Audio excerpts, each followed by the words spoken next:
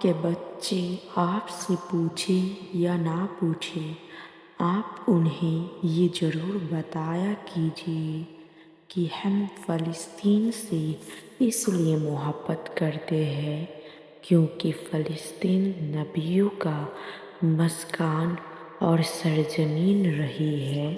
حضرت ابراہیم علیہ السلام نے فلسطین کی طرف ہجرت فرمائی۔ اللہ نے حضرت لوط علیہ السلام کو اس عذاب سے نجات دی جو ان کی قوم پر اس جگہ نازل ہوا تھا۔ حضرت داؤد علیہ السلام نے اس سرزمین پر سکونت رکھی اور یہاں اپنا ایک محراب بھی تعمیر فرمایا۔ حضرت سلیمان علیہ السلام اس ملک میں بیٹھ کر ہی ساری دنیا پر حکومت کرتے۔ قرآن میں چیونٹی کا وہ مشہور قصہ جس میں ایک چیونٹی نے باقی ساتھیوں سے کہا تھا، اے چیونٹیوں، اپنے بلوں میں گھس جاؤ۔ یہ قصہ اسی فلسطین کے اسکلان شہر کی وادی میں پیش آیا تھا۔ حضرت زکریا علیہ السلام کا محراب بھی اسی شہر میں ہے۔ حضرت موسیٰ علیہ السلام نے اس ملک کے بارے میں اپنے ساتھیوں سے کہا تھا، اس مقدس شہر میں داخل ہو جاؤ۔ انہوں نے اس شہر کو مقدس اس لیے کہا تھا کہ یہ شرک سے پاک اور نبیوں کی سرزمین ہے۔ اس شہر میں کئی معجزے ہوئے ہیں جن میں ایک کنواری بیوی حضرت مریم کے بطن سے حضرت عیسیٰ علیہ السلام کی پیدائش۔ حضرت عیسیٰ کو جب ان کی قوم نے قتل کرنا چاہا تو اللہ نے انہیں اسی شہر سے آسمان پر اٹھا لیا تھا۔ اسی شہر کے مقام بابیلوت پر حضرت عیسیٰ علیہ السلام دجال کو قتل کریں گے۔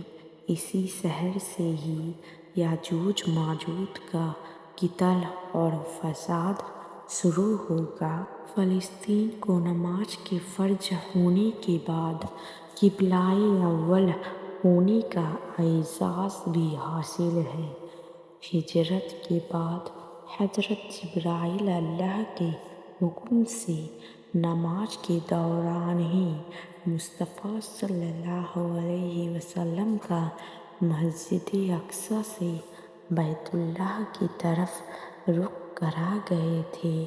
جس مسجد میں یہ واقعہ پیش آیا تھا وہ مسجد آج بھی مسجد قبلتین کہلاتی ہے۔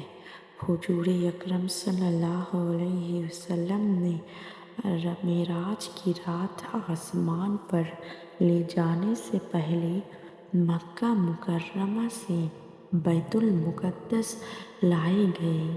آپ صلی اللہ علیہ وسلم کی اقتدا امامت میں سارے نبیوں نے یہاں نماز ادا فرمائی۔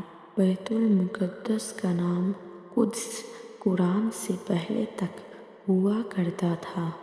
قرآن نازل ہوا تو اس کا نام بیت المقدس رکھا گیا۔